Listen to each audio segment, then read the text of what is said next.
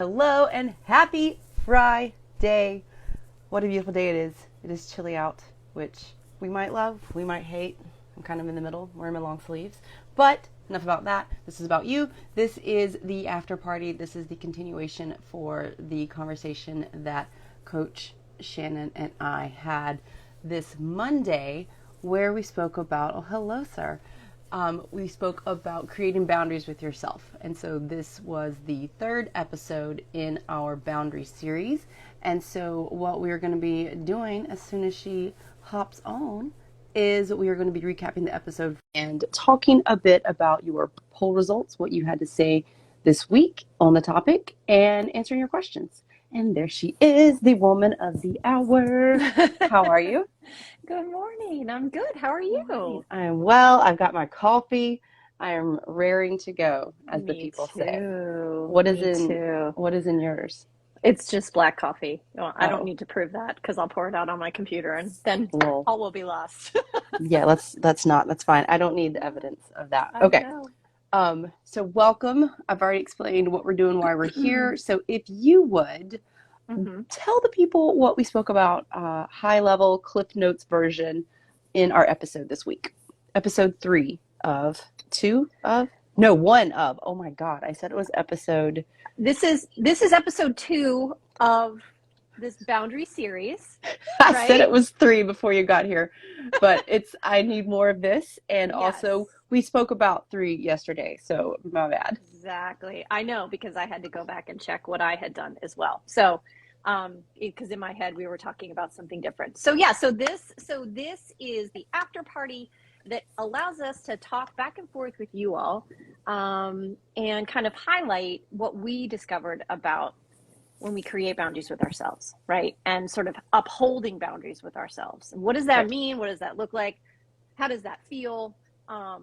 And what resistance might we experience around that? Because it's really easy to say, I'll do that later, right? Because everyone Mm-hmm. else around you needs your attention, or your external world needs your attention. And so, really turning the focus inward and saying, yes, that's true. The outside world does need my attention, but I also need to make commitments to myself and uphold those commitments to me, because if I don't, then I'm going to end up like operating at a lower level in my life than I really want to.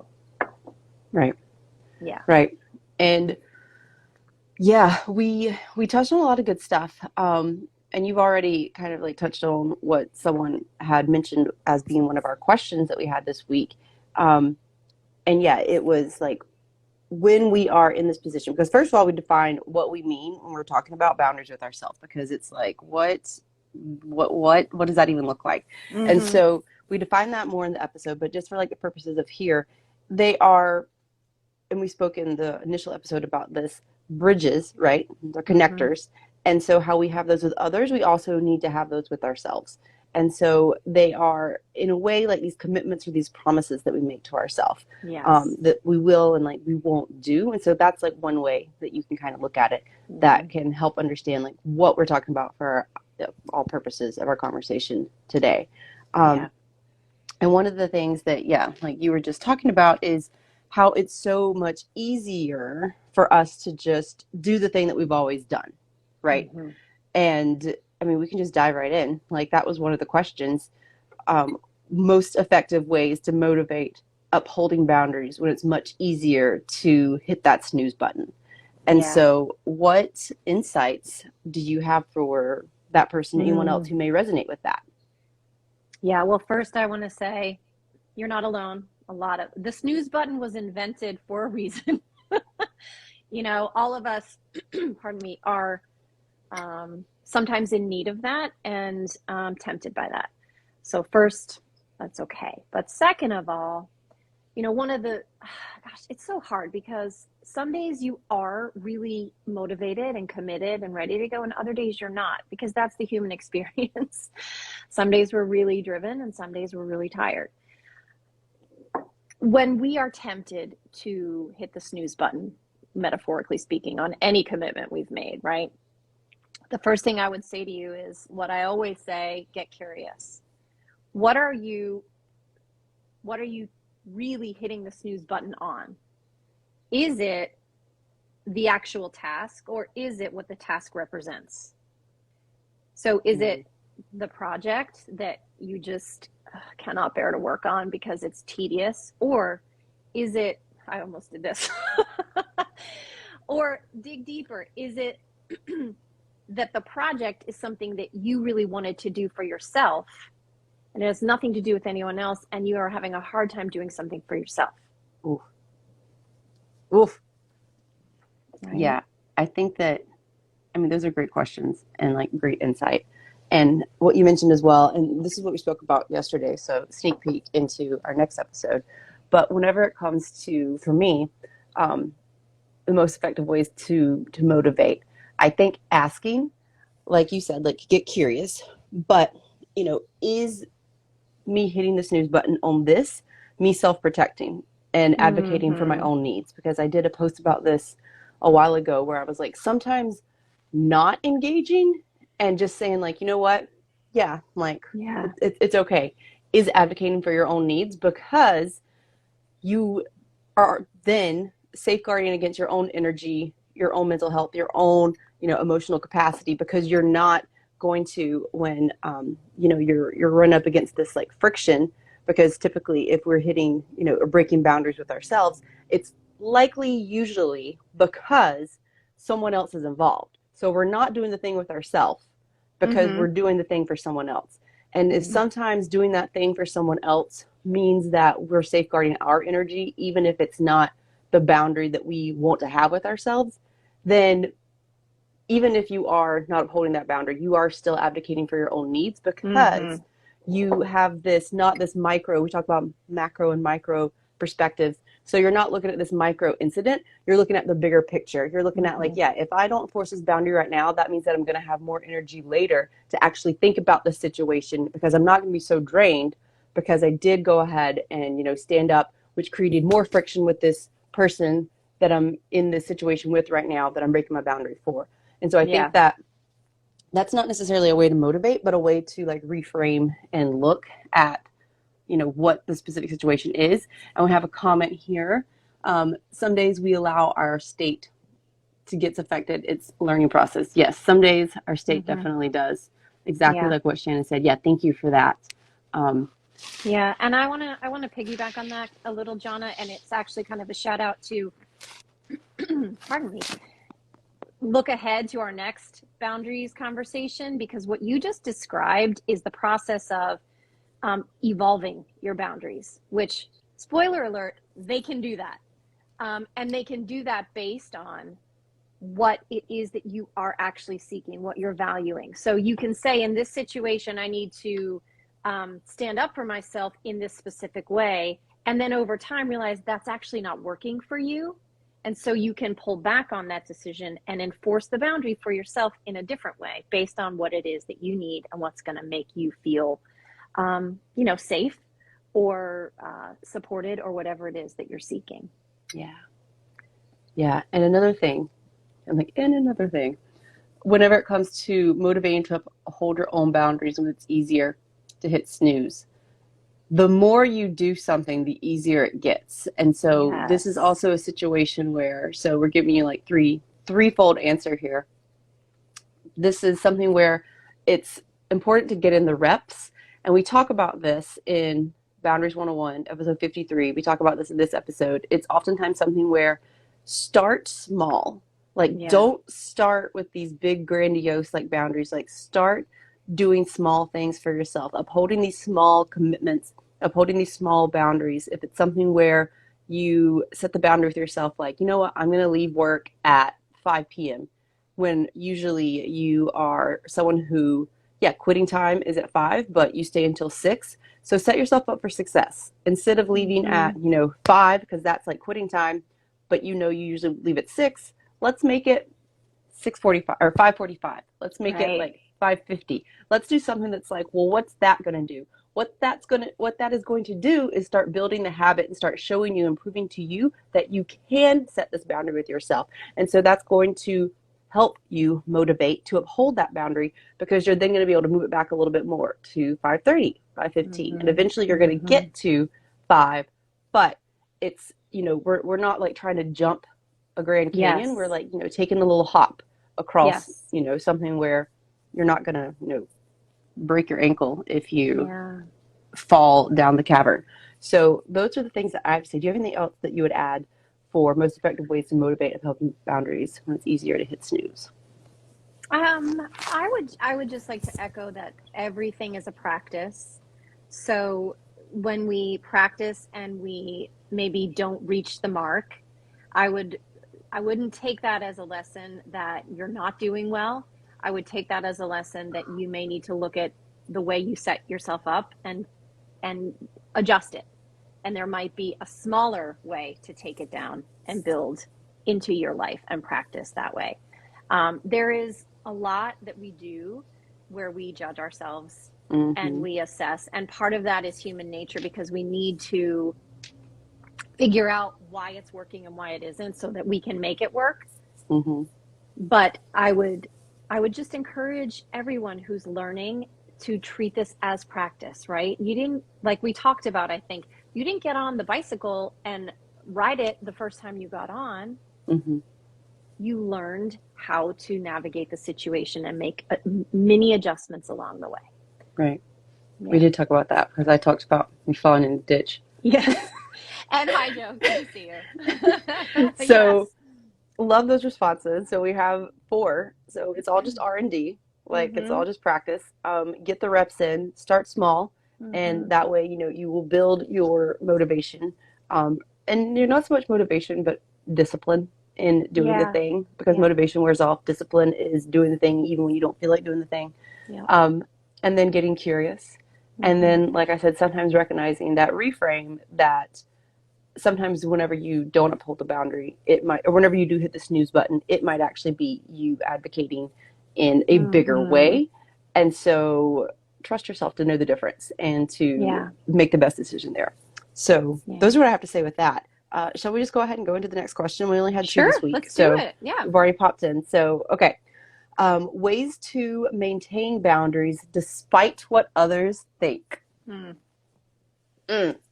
Mm-hmm. Yeah, that's a big one, huh? That's pretty hard. Especially if we learned that others maybe are more important than ourselves. Also, that serving others or pleasing others is the way to go and to feel like we have a place and a purpose.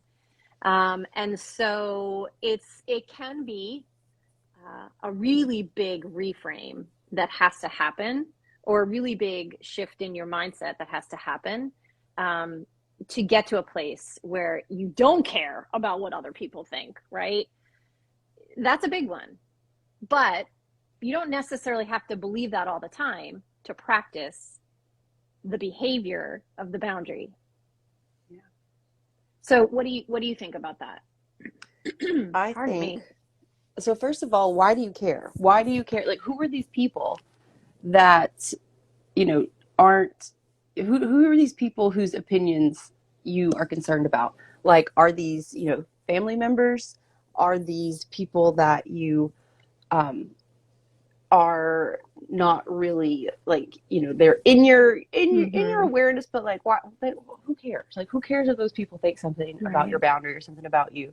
And also, this to me seems more like I'm thinking because we're talking about boundaries with ourselves in Yes. this conversation and in this episode in this week. And so, what I take this to mean is ways to maintain boundaries despite what others think, boundaries with myself. So, if I set the boundary that I want to leave at a certain time, but someone Mm-hmm. else like feels some kind of way about it, like that's kind of the Mm-hmm. way that I'm like taking this Yes, question. me too. Me And too. so, if that's the case, then okay, that's a conversation that needs to be had. So, who are these people, first of all? Like, Mm-hmm. are these people that you need to care what they think? Um, Mm-hmm. and if so, like, let's say yes. Let's say that I'm using an example. Let's say that it's a family member, and I want to leave early for whatever reason from a family event, and so I have set that boundary for myself. I know that's in my best interest on a macro level, and I leave, but the host feels some kind of way. Okay, do I care about that? Yes, check.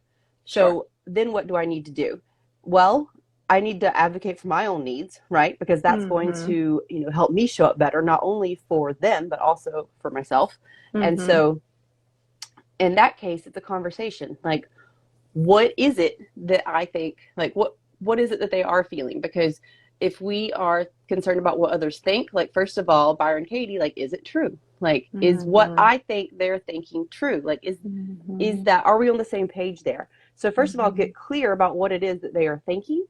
And, or second of all, I guess, first of all, do you care? Second of all, get clear about what it is that they are feeling or that they are thinking about this. And then from there, have a conversation about it. Like, well, why is it that you think that? Because here is why I left. I didn't mean anything by it.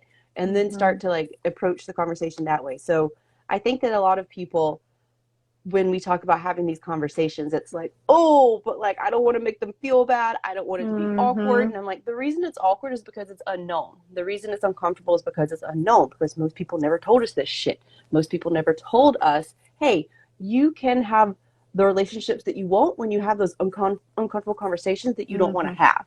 And so I think it's important that when you are in that space where, yeah, like you're caring what others think, like, first of all, are these people that you need to care about? And if so, okay, let's get clear about what it is that they're thinking, and let's like address what's going on and like why they might be feeling that way and thinking that, so that we can come to an agreement and create that bridge, right? Not only with ourselves, but also with them. Yes, I love that. I love that. And I want to add to that too. Oftentimes we preemptively don't maintain a boundary internally because we're worried about hurting someone or disappointing someone. We already have given ourselves the thought that I'm going to upset the person who's having the party if I leave early. So I can't leave early. So I'm going to stay till the end and help them clean up, right? So if you're finding yourself do that, you can actually have the conversation before the party. You don't even have to wait till after. You can start with number one, telling the person, because you care about them and you care about what they think and how your relationship goes. Hey, I'm struggling with doing the party and making sure I get home on time for XYZ. I want to make sure you know that I care. How would you feel about me heading home at 10? I would love to have that conversation now. Yeah. I think that's genius. Yeah, depending on, get in front of it before it becomes a situation. Yeah. Because you never know. That person might be like, that's actually perfect because I want everyone to leave at 10. Yeah. Or that person might be like, actually, if you leave early, then if you have to leave early, could you come 15 minutes ahead of time so that you could help me set up? Like, it actually might end up being better. Or like bring the ice. Yeah. Right. Yeah, I love that. That's so true. And so, okay, well, I hope that those responses were helpful for both of our questions. If anyone else listening has any questions, use the little question box, question icon with the bubble. So we can pull it up on screen and we will happily answer it. So, okay, awesome. So those were the only two questions we had this week. And when it comes to the poll results, let's share some of those, shall we? Okay, sounds good. We kind of started like, we went from like, so now we're gonna drive the car Circling back up. Yeah. So the question that we asked everybody: how often do you not uphold boundaries with yourself? Because this whole conversation is about, yes, creating boundaries with yourself, but also upholding those boundaries. So we provided the responses. You could choose from every damn day, rarely and always with good reason, once a week or so, or about once a month. 50% said every damn day. What are y'all doing? Like, what are these boundaries you're not upholding? Which we asked. The next question was, what are the boundaries you're not upholding? But 50%. So 50% said every damn day. 33% said rarely and always with good reason. One of my previous clients answered in that one. I was like, yes. 17% said once a week or so. No one said once a month. So it's interesting that we're kind of at like opposite ends of the spectrum there. Yeah, No it's one's like an all or nothing. Yeah, yeah. yeah. So what were your thoughts on that? I just thought it was such, well, I probably am in the category of more often than not. I mean, it's still something I struggle with. And so even though I have the information and the knowledge, the doing of it can be really hard, especially if I haven't done it in a while, right? If I get in that mode of like, oh, like it's a busy season, right? I have to help this person, I have to help that person. And, you know, for me, Hmm. I'm a mom. So I'm like, the kids need to be ready for school and the blah, blah, blah, blah, blah. You Yeah, I don't know kind of how get y'all do it. caught in that energy, right? And so, yeah, shout out to the people making it happen for other people. Yeah. But all of that is to say, I thought it was really validating to know that this is something a lot of people struggle with, not only for us as professionals who want to share this information and reassure you all and give you ways to improve that experience in your life, but also for everyone to hear, like, you're not alone. You're not alone. And so if that's the case, and a lot of us are struggling, then people may be doing it in their relationships with you, just like you're doing it in your relationship with them, Mm-hmm. right? And so how can we start building those bridges internally, commitments to ourselves that will reflect who we really are, so that then the people we have relationships with, number one, are given permission to do the same in their life, and number two, start to know who we really are, so Yeah. that our relationship gets even better. Yeah. Yeah. Yeah. Oh, comment more often with immediate family, with kids, it will be mostly difficult. Yeah. Yeah. I mean, Yeah. being a caregiver, you do have an overarching responsibility there for sure. Yeah. Yeah. Yeah. Which, I mean, so, but here's the thing. No one, I mean, people didn't, I mean, well, we didn't ask. We didn't ask if children were involved. That would have been a good Yeah. question That's to really, include for yeah. the polls. Like, are you someone's caregiver? Or yet, not just yet, children, immediate family, yet. Are you someone's caregiver? Um, but what we did ask is, what's a promise you make to yourself that you always break? And so we Mm. got a couple responses here. I gave examples like, I'm going to leave work at 5, which I used, and Mm-hmm. also I'm going to wake up at 6. And I refer to these as lies I tell myself. Like, I'm going to Yeah. meal prep this week. No, I'm not. No, I'm not. I'm not. It would be great. That is a nice dream. I'm not going to, so I just need to stop saying it, or do something about it. But yeah, Right. that's Right. that's a lie to myself. So the responses that we got were, I will go to bed by 10:30 so I can get 8 hours of sleep. Which, I mean, damn, that's a good one. Like, That sleep is it. hygiene. Yeah. Sleep hygiene is a whole ass other conversation. It's like super stupid important. But yeah, I get that. And then here's another one. I'll do 15 minutes of yoga when I finish work for the day, which I think is also super important. Mm-hmm. Movement, a nice way to like decompress. And yeah, these to me, we only got a couple, and thank you for those that responded. Anyone else wants to share, listening, watching, what lies you tell yourself, or promises you always break, please do. Because there might be. I mean, for 50% of you to not Yeah. uphold boundaries, we should have plenty to talk about. Yeah. But the theme that I see with these two are, they're very much like self-care, right? Like sleep Mm-hmm. hygiene and like moving and taking time to kind of like recap, like, or like in the day in like a really nice way. What were your thoughts on that, just in general? Mm. Well, my approach to helping people always veers towards the question of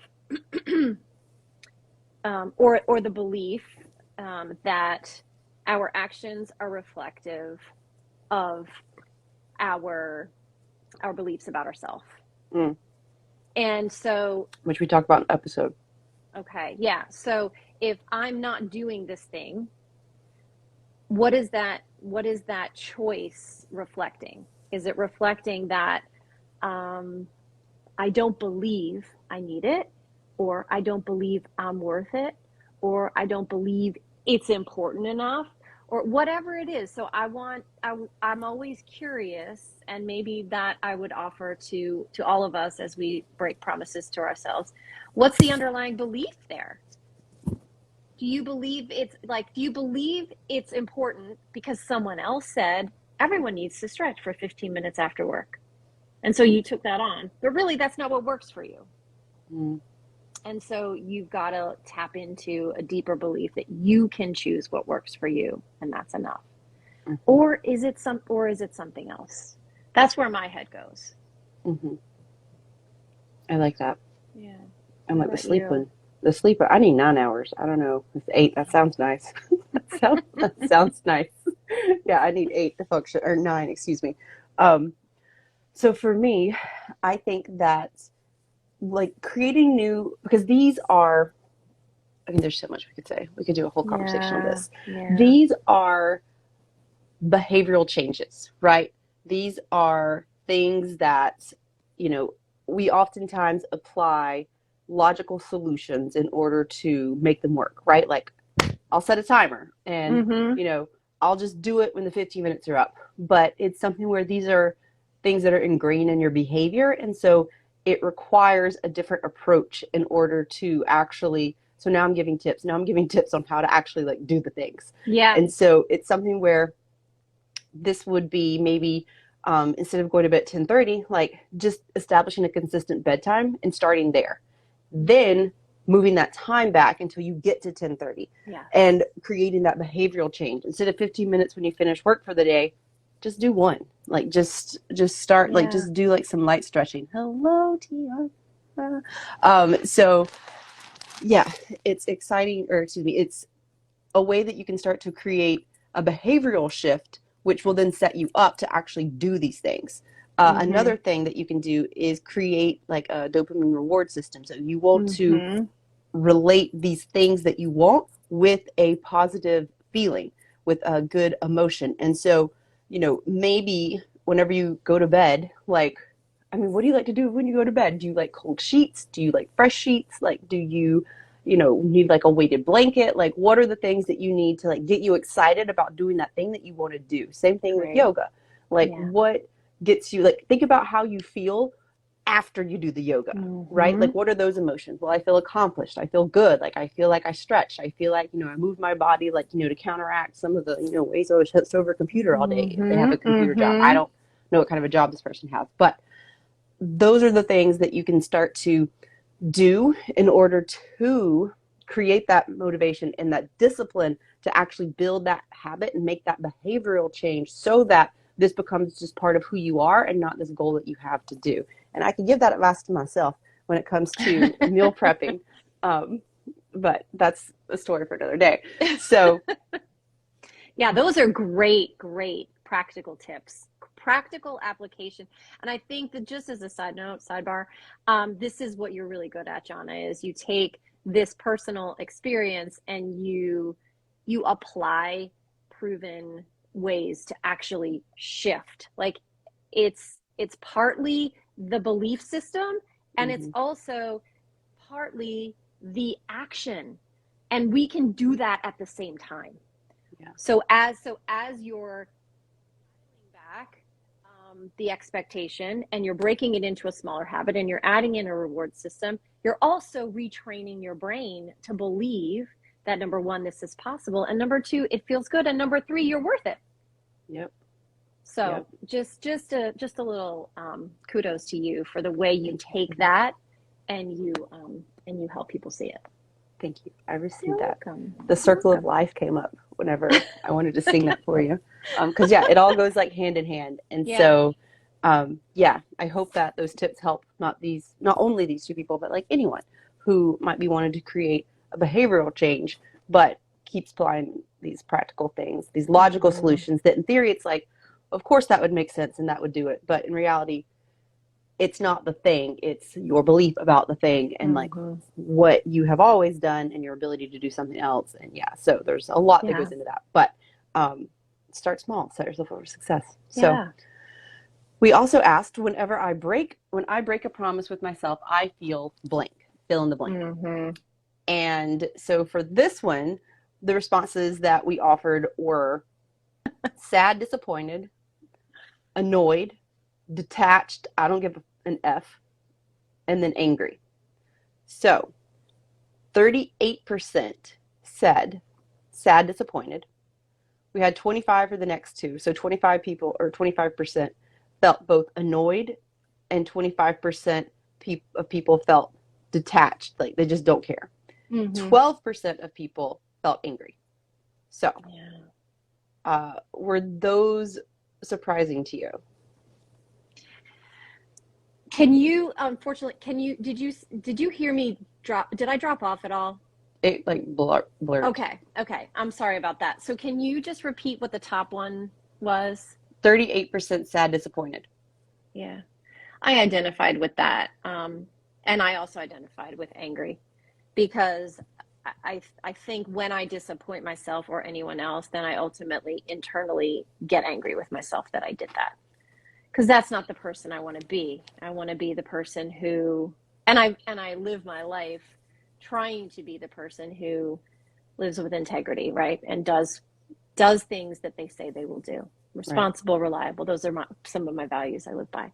Right. So I get that. And I think this is to get, deeper about what I believe about emotions. But here's the thing, right? If we find ourselves feeling sad, feeling disappointment, feeling anger, what is that? So let's get curious. What is that telling me, right? Is that telling me I need to do something different? Is that telling me that I am, I'm not upholding the commitments I've made, and that's really important to me? What does the emotion hold for you? Yeah. Because that is another entry point into, well, what are the things I need to do about it? Yeah. That reminds me of a really great conversation I heard on the acceptable feelings. Oh.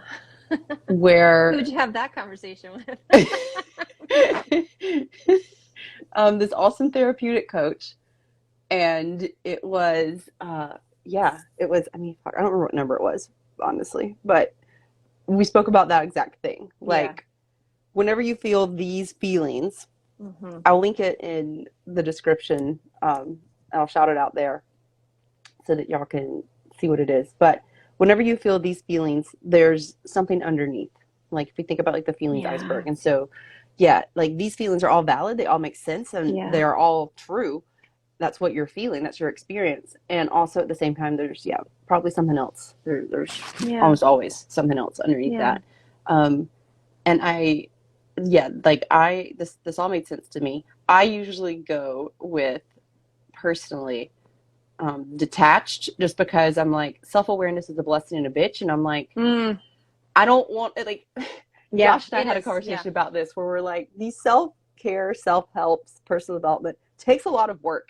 And so whenever you're aware of these things, oftentimes it's like, well, did I do that because I was advocating for my own needs, or was I self-sabotaging, or was I, just like too much, or was I just not paying attention? Like, we have all these variables. And oftentimes when I personally, break a promise with myself, it's something where I'm just like, I'll think about it later. Like, I'm going to give myself grace. It happened.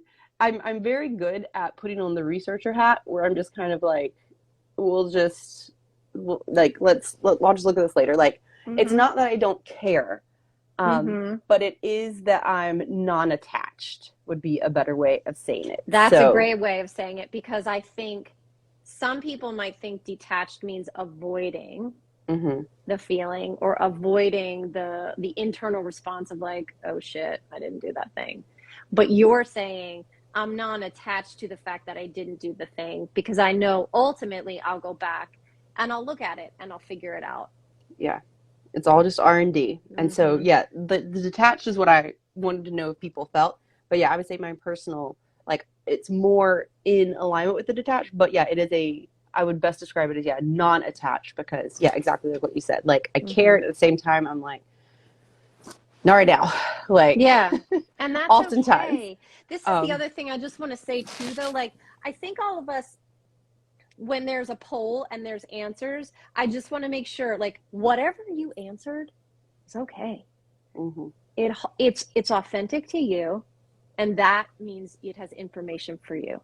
And if you feel something that wasn't in the poll, then that's okay too. And just ask yourself, what is this emotion trying to tell me about what happens when I don't uphold a commitment I've made to myself? Yeah. Yeah. And in that vein, it's also really circumstantial. Like, yes, it's valid, and yes, it's what you're feeling. And also, it can totally depend on what the last promises were that you broke to yourself and what was happening at that time.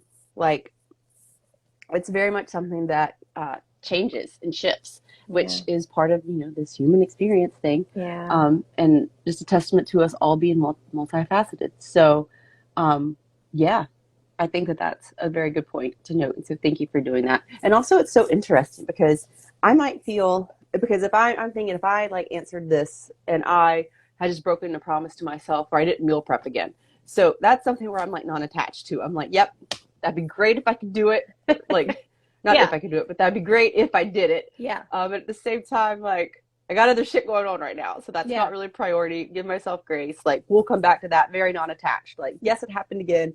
Let me tune into what that's telling me when I have time.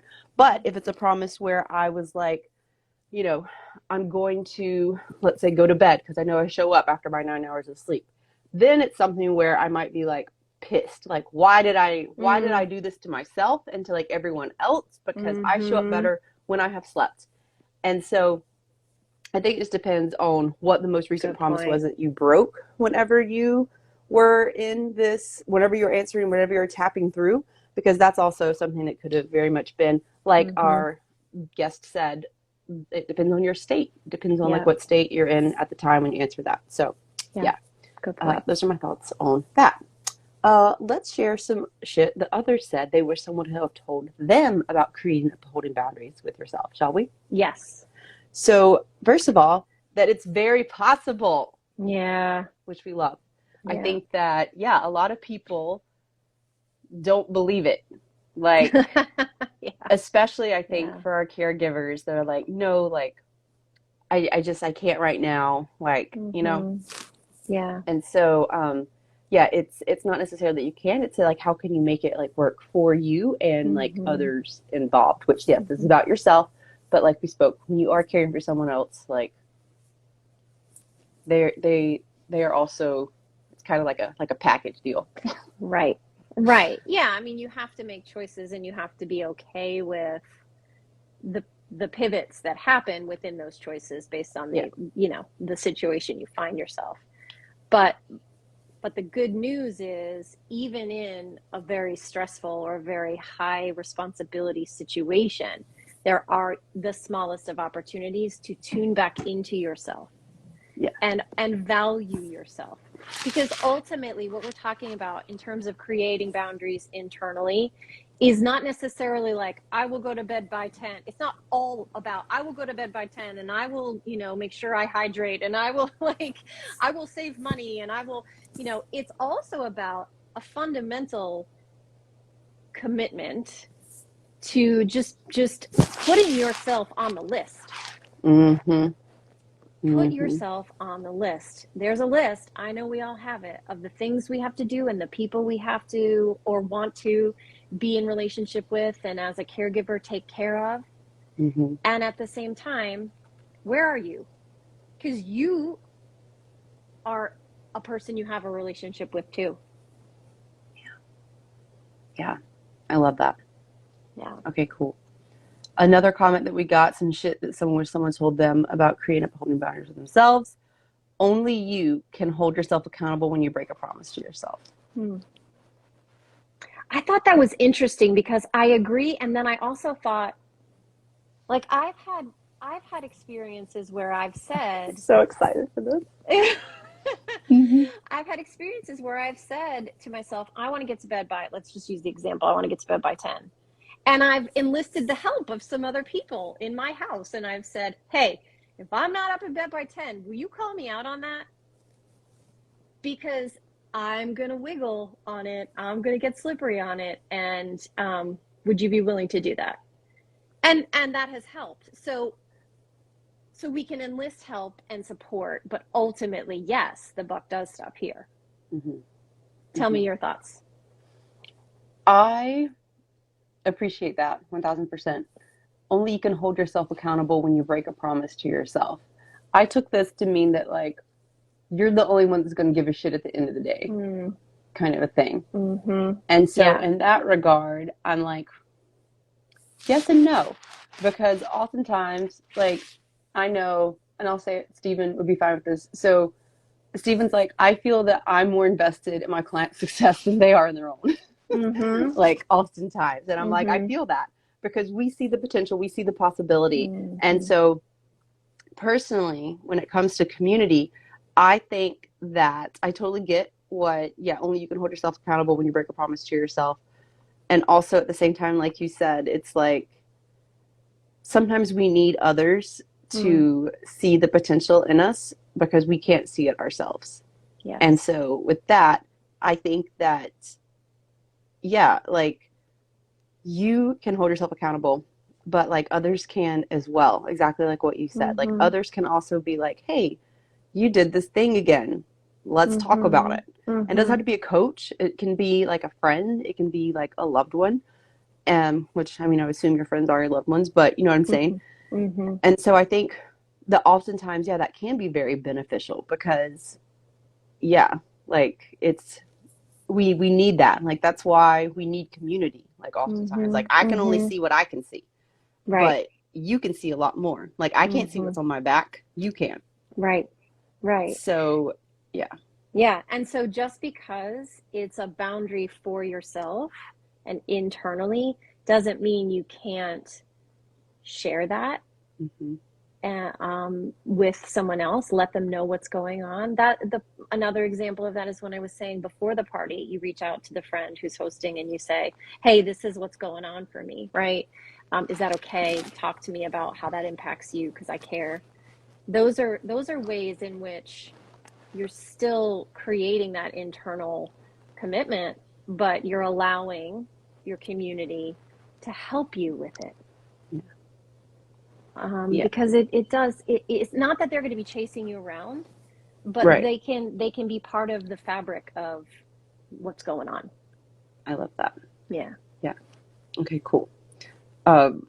This last one made me laugh. You've seen it, so well, I mean, everyone has seen it if they look at the last post, because I posted them all the responses there. So it's the least quote unquote woo way to reparent myself and show my inner child she's worth care.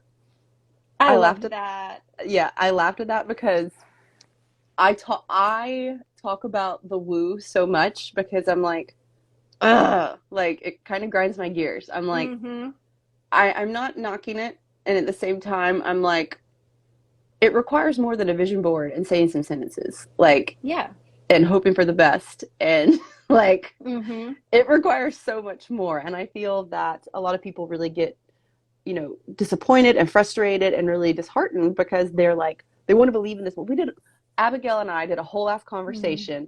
I believe it's 49 called, like about the woo. Is it science, pseudoscience, or like bullshit, essentially? And so we, or snake oil, that's what it was, science, pseudoscience, or snake oil.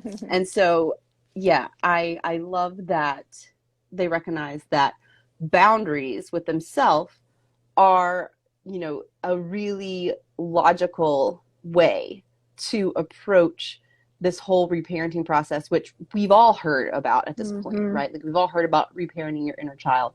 And so I think that that's a really beautiful way of looking at boundaries with the self, because this is really, and we speak to this in the full episode 68, about how this is starting to rebuild that inner trust with yourself, which will then have compounding effects to help you like increase your confidence, improve your self-esteem, to, broaden and build positive psychology, like your horizons, to look for new opportunities, to speak your truth, to engage with others and create like, new relationships, because you have created a relationship with yourself. You've made that relationship better and stronger and discovered more about it.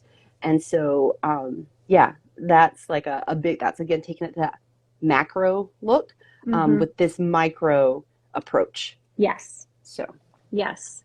And another way to look at that is the macro being the values by which you want to live your life, the beliefs you hold around the way the world operates, right? And who you are in that world.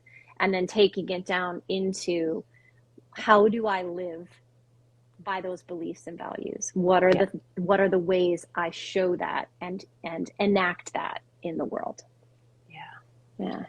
In which, in our episode, the questions that we asked you to touch or to consider as you were listening to it were, how would your confidence increase if you created and upheld boundaries with yourself?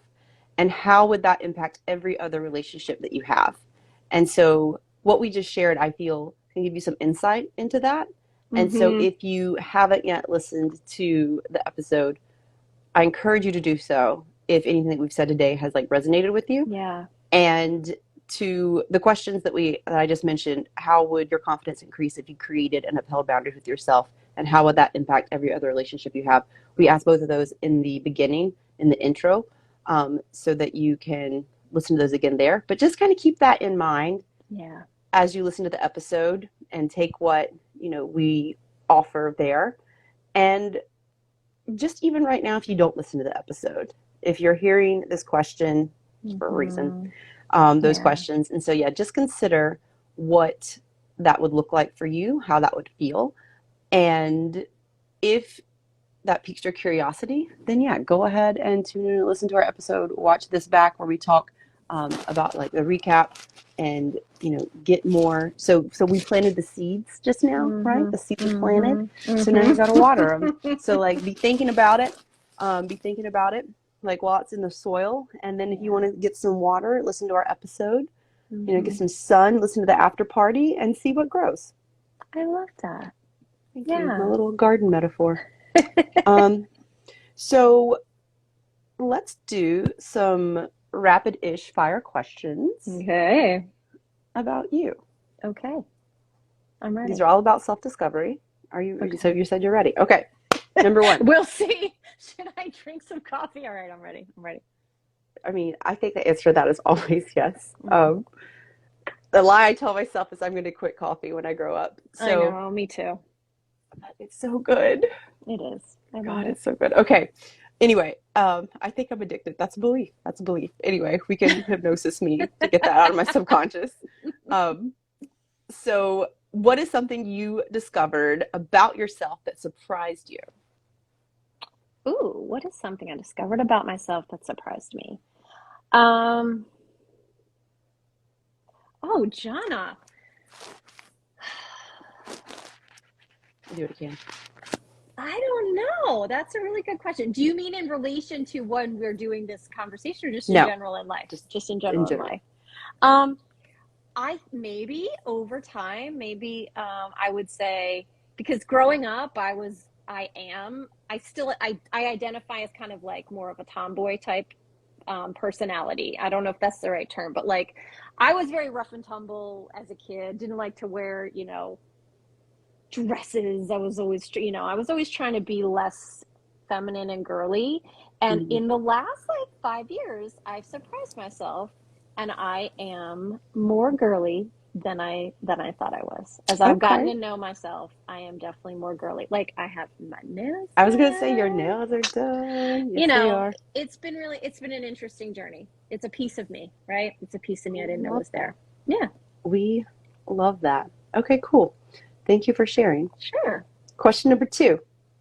What has been your favorite thing that you've discovered about yourself? Ooh. Of late, my favorite thing that I've discovered about myself is that I really love to play.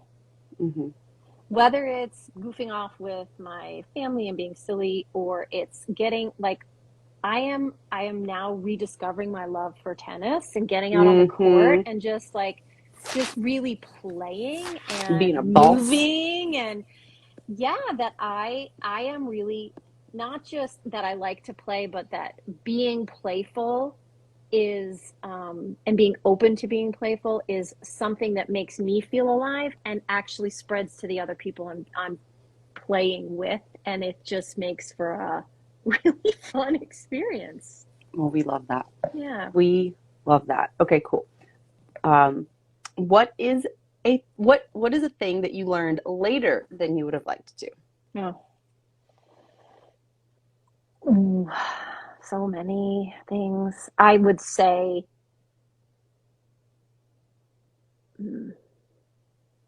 that taking care, no, let me start over. I would say what I learned later than I wished I had is that voice inside of me that's trying to be heard, number one, has something really important to say. And number two, can be trusted. Mm-hmm. Mm-hmm. I love that. Yeah.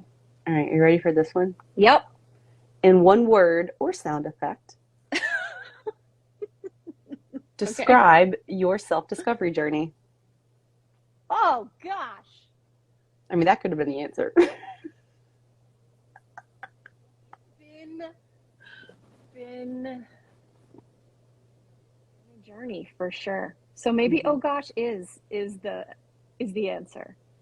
Surprising and empowering. I'm giving you 2 words too. It's okay. I like that. I love a rebel. Okay. So surprising and empowering. Okay, cool. And then last question. Mm-hmm. What has been the best part about discovering who you are? The relief that comes from not trying to be anybody else. Drop the mic. Were you on the episode where I was like, I'm just going to send out like microphones to all my guests so that they can drop them at the appropriate moment? I love that. I love that. I think, yeah, we have 100.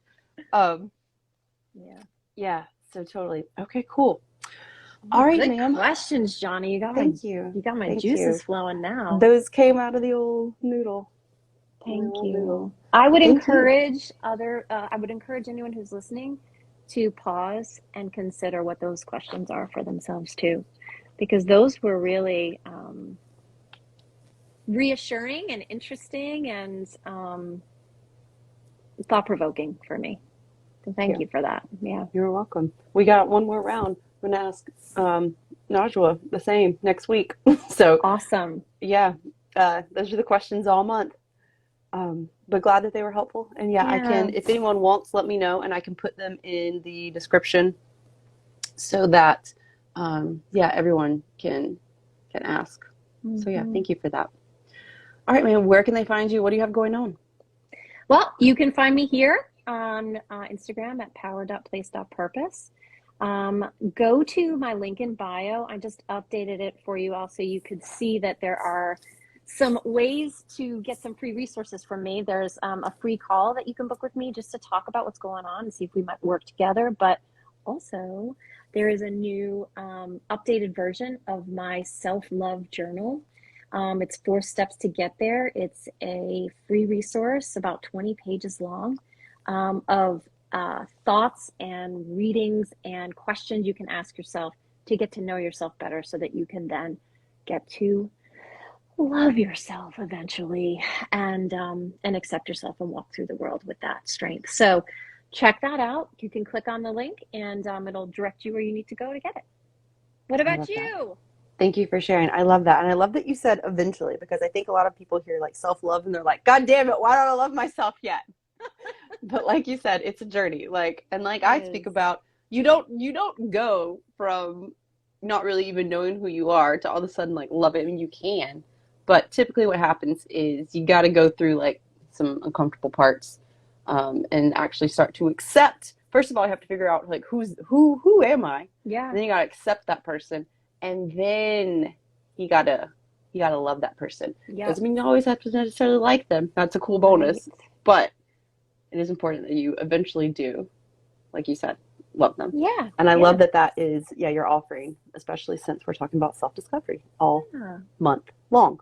So thank you. So what I am doing right here now is I talk about self-help a lot. And I know that That's a buzzword. And that's something that most of us have done or tried, like to dip our toes in, at least somewhat. And what I have found is that it's really frustrating for a lot of people because it feels incomplete. It feels that like the shit works for a second and then it just kind of doesn't. Right. And it's also uncomfortable because sometimes you learn things about yourself that you're like, oh God, let's pretend I didn't know that. Like, I wish I hadn't taken the red pill, kind of a thing. Yeah. And so when Too I much actually, information. Yeah. right, like I said, like a blessing and a bitch. And so when I actually asked earlier in the beginning of this month, what's the most, like, what's the struggle? Where do you struggle most when it comes to self-discovery? 64% of people said with how uncomfortable it is. And so what I have done is I've taken all of the feedback that I've gotten and I have put it into 5 main reasons that are, encompassing of all these different concerns and struggles that explain, why these are struggles and what to do instead from an evidence-based perspective. So it's not like, we're going to make a vision board or we're going to say, create an affirmation. It is, hey, we're going to, figure out how to identify when you are starting to become uncomfortable or dysregulated, as I refer to it, and what you need to do about it. We are going to figure out how to track what is working. We're going to put a metric on your self-help and your personal development so that you can see what's working and what's not. We are then going to look at what the things are that apply to you and what you want, because it's essentially building from the ground up. Like a lot of these things that we hear about and see are, yes, valid, useful tools and techniques. At the same time, if I'm trying to buy a fancy chandelier, but the foundation of my house sucks, then sure, I can put it up there, but what's going to happen? It's going to fall. It's going to break. I'm going to have a mess to clean up. And I'm going to be like, damn it, I wish I never got the chandelier in the first place. And that's what happens with self-help. Like, you see these tools, you try it, but you don't have the foundation. So it's like, fuck, I wish that I hadn't done this because now look at what happened.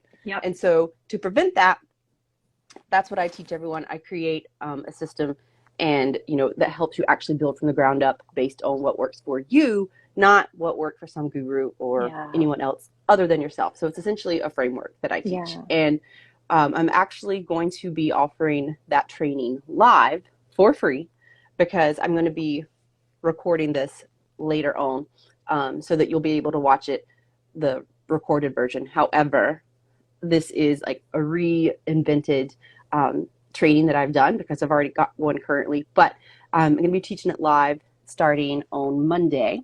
And so if you're interested in that, like I said, it is free.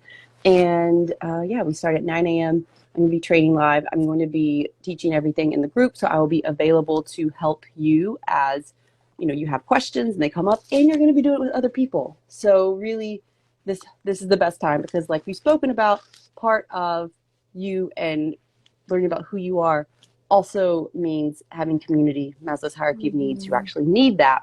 And that's something that can really support you in being able to have others mirror back your potential when it might be a little hazy for you to see. So if you're interested, slide into my DMs, let me know, or just visit the link in my bio and you can sign up there. And like I said, we start Monday, 9 a.m. And if you can't make it to the live trainings, they will be recorded so that you can watch them. It's going to be in a Facebook community, so you can watch them after they have already been live. So awesome. Yeah, that's what I've got. Great. Yeah, well, thank you for asking. For this time together, as thank always. You for this. Yeah, this has been great. And on Monday as well, new episode comes out. Like I mentioned, Najwa is going to be joining me. We're talking about the ways you work. Shit that I wish someone told me about, discovering the ways in which you work. And so whether you are on a team or an entrepreneur, we are going to talk about your personal work style, how to figure out what that is, and how to communicate it with others whenever you are not only collaborating with them, but also like delegating work responsibilities. Awesome. Yeah, it's good. It's good. We've also got a resource we're going to be providing because we're going to talk about a lot of stuff. So yeah. Excellent. Well, I will stay tuned for that, and I hope everyone has a really good day. Continue to tune into yourself, to commit to yourself in even the smallest of ways, because the smallest of ways is still a way. And see what starts changing. I love that. Thank you so much. It's always a pleasure. Jana. I'm excited for our next one, and I will see you soon. Everyone, thank you for watching. Share this with someone if this is helpful. Comment, let us know what your biggest takeaway was. And have a great weekend, and we'll see you soon. Okay. Bye. Bye.